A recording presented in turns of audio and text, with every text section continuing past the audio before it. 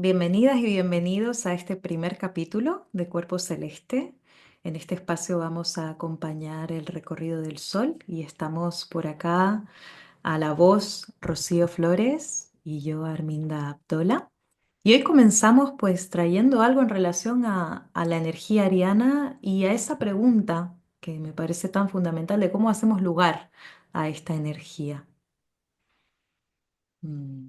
Exacto. En principio, algo muy, muy básico y de tan básico que a veces se nos olvida, que es que Aries es el comienzo del año solar. El Sol está transitando Aries en este momento y desde que ingresó en Aries, ahí con el equinoccio de marzo, es el mes uno del año astrológico. ¿Sí? Iniciamos el año gregoriano en Capricornio, pero la realidad es que la energía fundamental del arranque y del inicio y de las ganas de arrancar, ¿sí? Aparecen ahora. Y entonces, en principio, ¿cómo sentimos a nuestro alrededor esa fuerza iniciática que propone Aries? Y por otro lado, muy fundamental, es que si bien el regente de Aries es Marte, Marte va a ser el planeta que más afinidad tiene con la energía ariana, el planeta vinculado a la acción, a la decisión, al impulso, a la agresividad, incluso a esta posibilidad de intervenir la realidad, abrirse paso, seguir el propio deseo y el propio instinto. El Sol se exalta cuando está en Aries, o sea que más allá de esa afinidad entre lo marcial y lo ariano, hay una gran afinidad entre lo solar y lo ariano. Y lo solar es centro, es propósito, es soberanía y es fundamentalmente energía vital.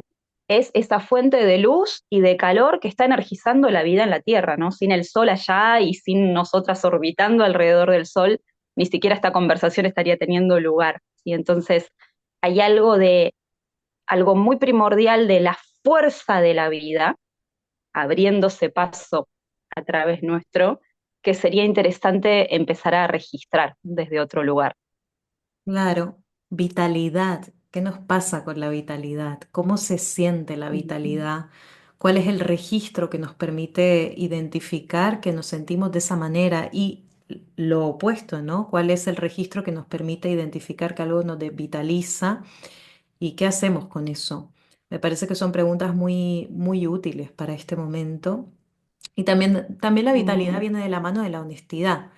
Hay algo en lo ariano que tiene que ver con salir con lo que está disponible, con lo que hay, ¿sí? No hay una preparativa, no hay toda una articulación lenta que justamente permita que haya una manera correcta de salir, ¿no? En nuestras mm, conversaciones con Ro hablábamos de que hay algo en lo ariano que es medio torpe o que puede serlo, no necesariamente pero que este permiso a que esa salida no sea regulada es mm, fundamental para poder jugarnos y entrar en diálogo con algo que es muy básico, que es lo nuevo. Lo nuevo es lo que no es conocido.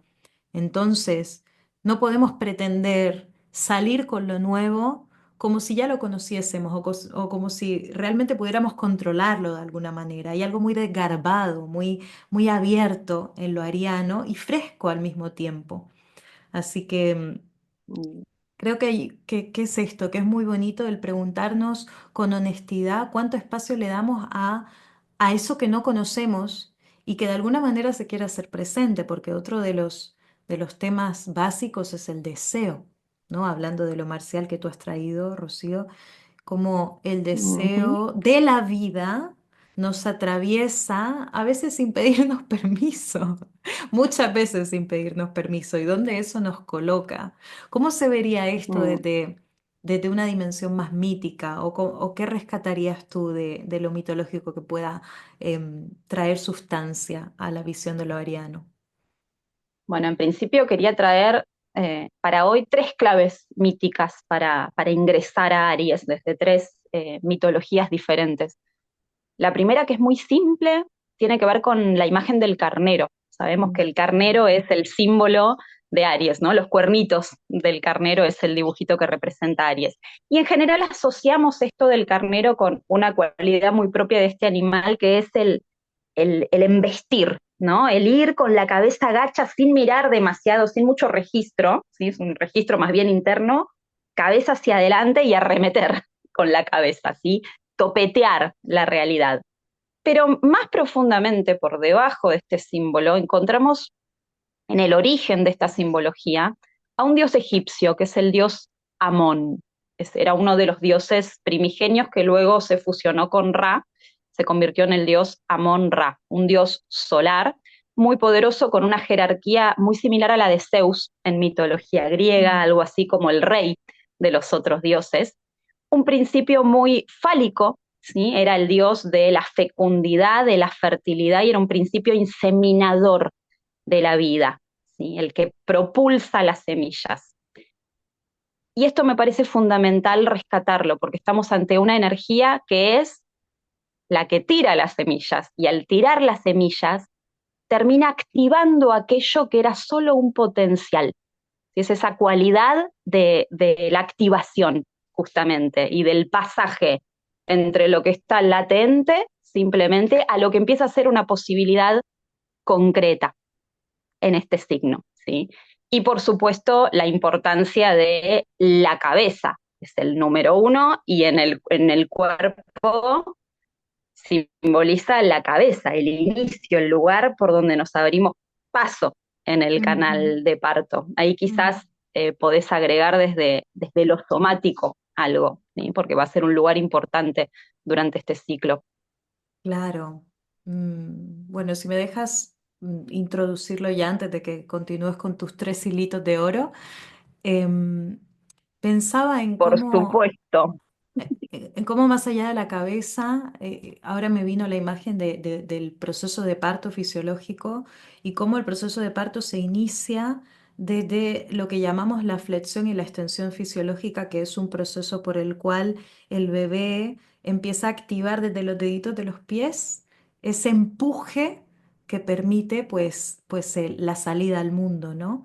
Y pensaba cómo esa salida, ese nacimiento, que en muchas ocasiones, no siempre sucede a través de la cabeza, pasa por ese soporte del atrás, por esa matriz pisciana, Ujú, ese espacio que tú has traído con mucha belleza, ¿no? Potencial que justamente da amparo a ese inicio. Entonces, desde esta perspectiva, la torpeza que traíamos antes de lo ariano se reconfigura, porque es torpe la vida cuando quieren hacer desde ese eterno potencial, es o es arrojada, es precisa con el momento. Me viene como esta idea del kairos, de lo oportuno y de cómo estar ligadas a esta sensación de oportunidad y de intuición, de que es el momento propicio justamente para brotar, para explotar, para nacer, para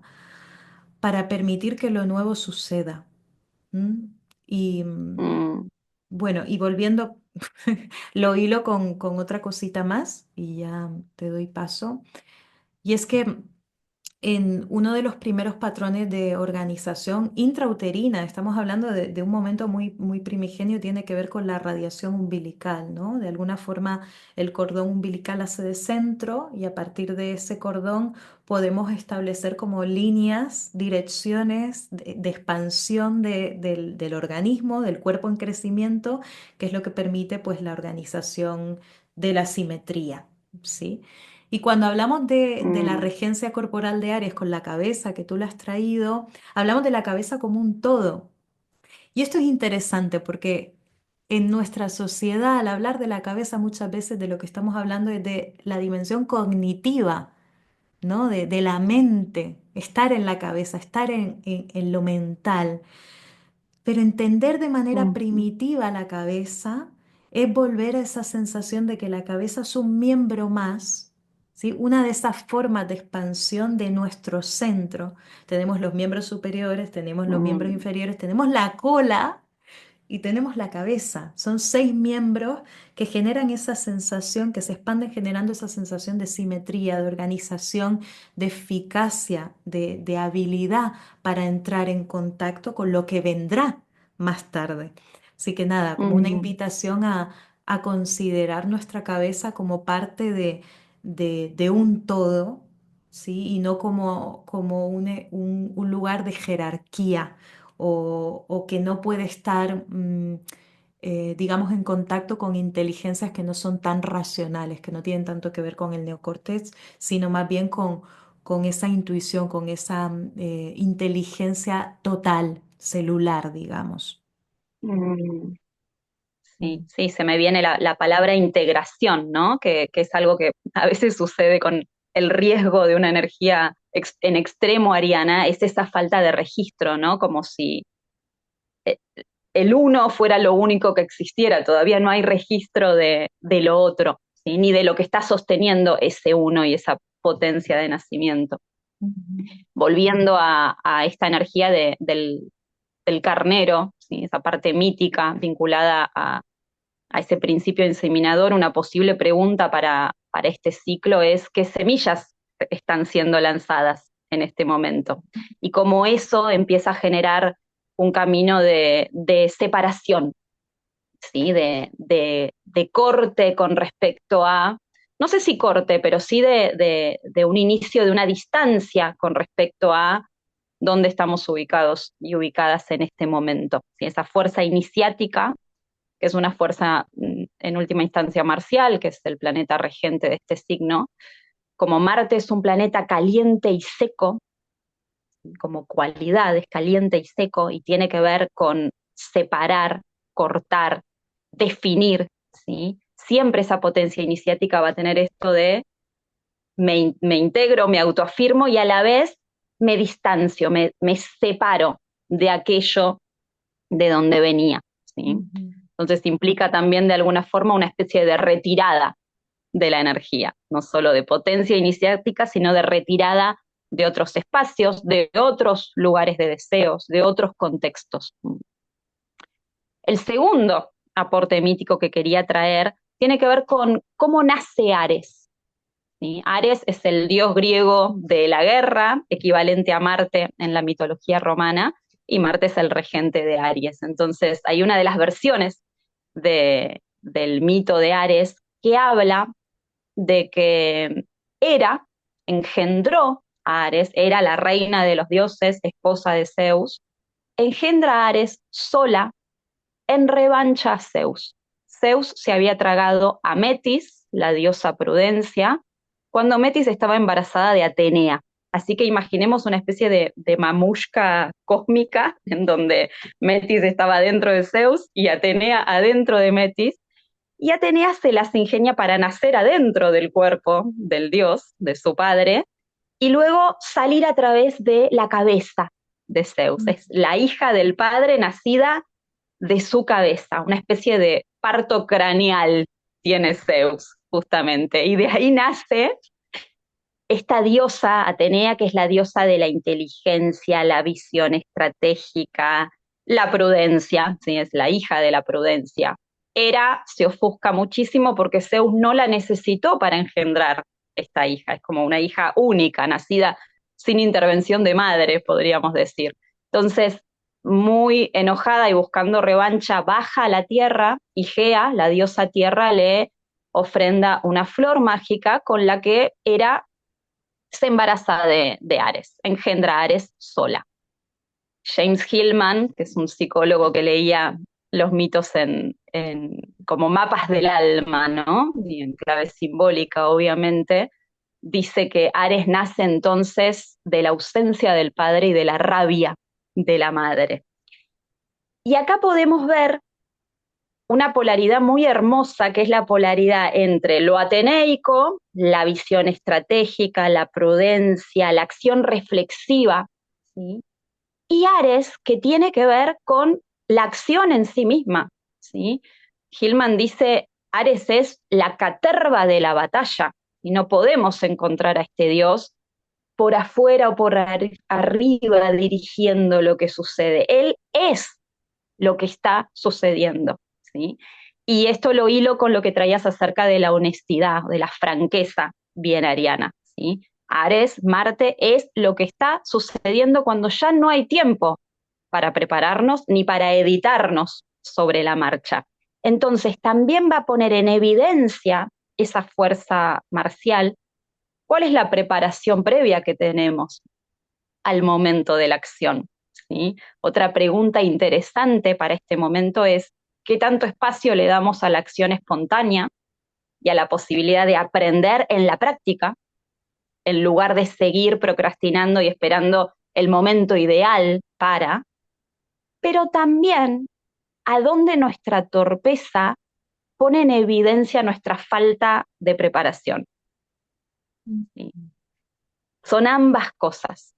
¿Sí? ¿Cómo podemos ver a dónde accionamos torpemente, negligentemente?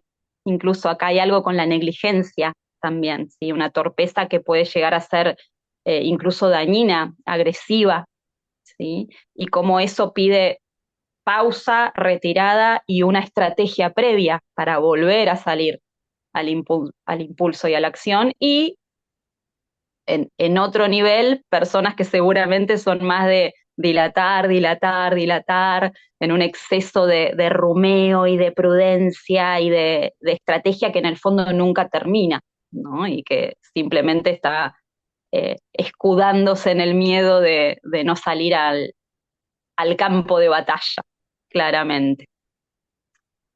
Y un tercer mito que quiero traer, que es un mito muy largo, es el mito de Jasón y el vellocino de oro, ¿sí?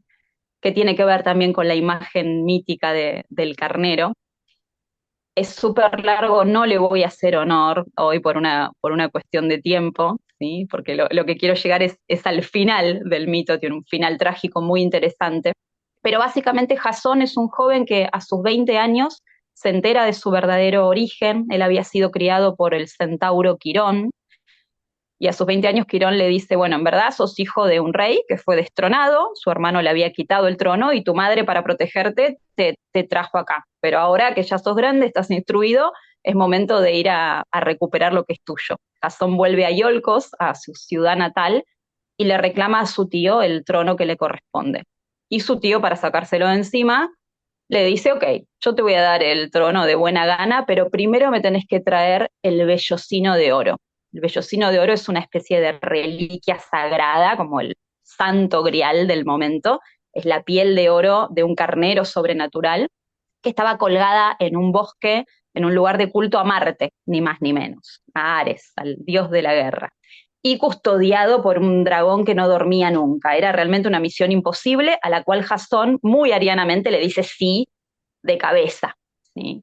Y en ese sí de cabeza recibe la asistencia divina, ¿sí? Hera interviene justamente y lo está acompañando durante toda la travesía. Hay otros múltiples héroes que se suben a Largos, ¿sí? Hay una película célebre que pueden ver, Jasón y los Argonautas, si quieren saber más de la historia, porque en cada pasaje de la historia podríamos hacer zoom y recibir un montón de nutrición mítica. Cuestión que termina llegando a la Colquide, que es el lugar donde yace el vellocino de oro, y el rey del lugar le pone unas pruebas imposibles de cumplir. Pero como tenía el favor de Hera, su protectora, Hera le pide a Afrodita que haga lo siguiente, que haga que Medea, que es la hija del rey del lugar y una hechicera poderosísima, se enamore perdida y profundamente de Jasón. Entonces, Medea enamorada lo asiste durante todo el periplo de recuperación del vellocino de oro, lo conquista, vuelven a Cholcos, tienen hijos, finalmente él no se queda con su trono, son exiliados, se van a Corinto, se refugian ahí, y Jasón hace algo muy deshonesto, ¿sí? Que es casarse con otra por un favor político y dejar a la pobre Medea abandonada cuando ella había puesto todo para asistirlo. ¿Sí? Entonces Medea, obviamente despechada, a quien había incluso traicionado a su propia familia para asistirlo a Jasón, mata a la nueva esposa de Jasón, que muere incinerada, ni más ni menos, ¿sí? Con un atuendo que la quema viva, que no es un dato menor hablando de simbolismos para este signo, ¿sí? El exceso de calor y de fuego que puede llegar a incinerar en lugar de conducir, ¿sí? Quemarse todos los cartuchos a la primera, se diría en Argentina, ¿sí? Prenderse fuego antes de arrancar, y mata a sus propios hijos y a los hijos de Jasón, por supuesto. Es un final súper trágico. Jasón termina muriendo de viejo y solo, recordando sus antiguas aventuras, y se le cae una madera de Largos de la nave que lo había transportado hacia la Cólquide, y muere de un palazo en la cabeza, hablando mal y pronto, ¿no? Es como, ¿qué pasó acá con este Mm, héroe? Como estamos leyendo un mito y por supuesto estamos hablando de energías simbólicas, nadie mató a sus hijos, literalmente.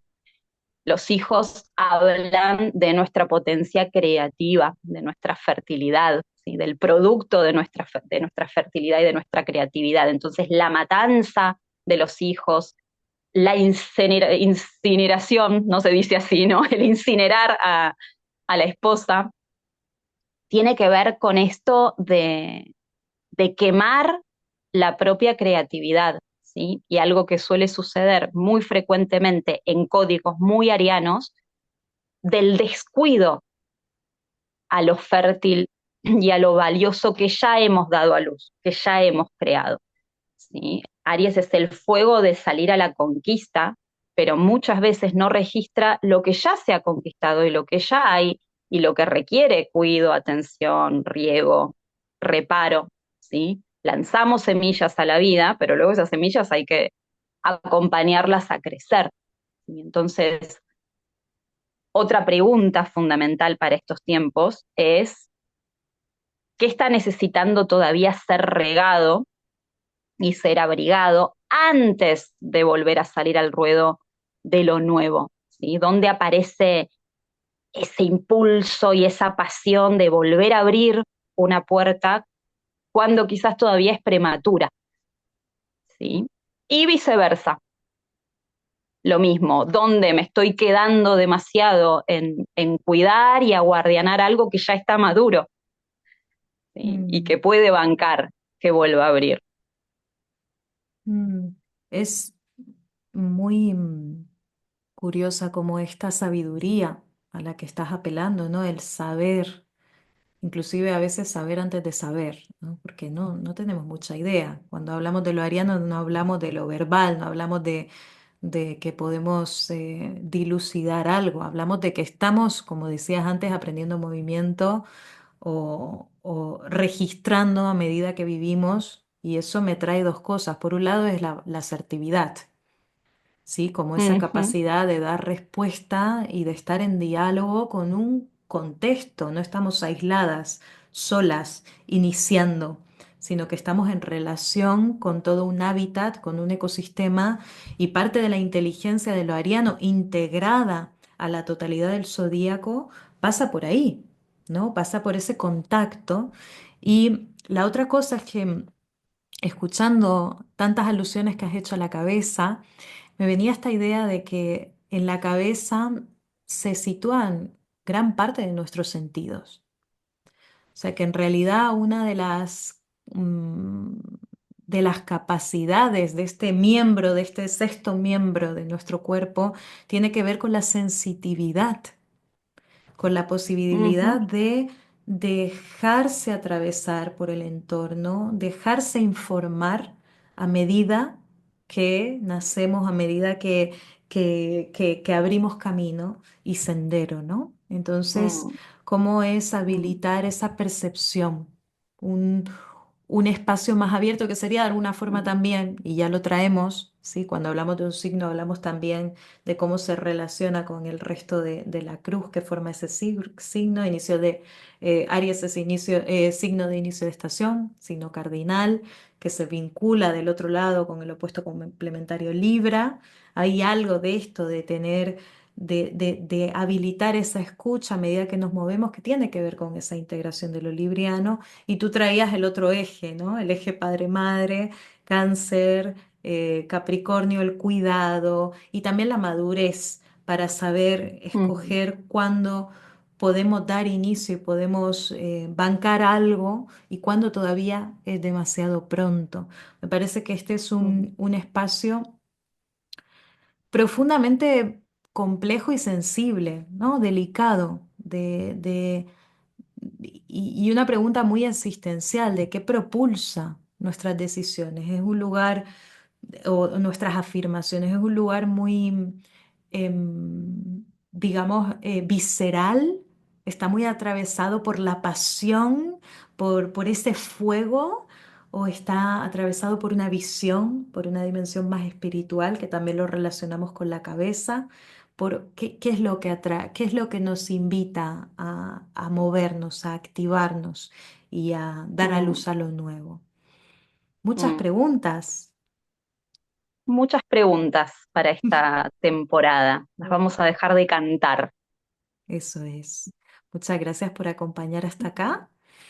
Nos vemos en ese signo que permite que la chispa divina haga cuerpo. Nos vemos en Tauro. Hasta Tauro será. Gracias.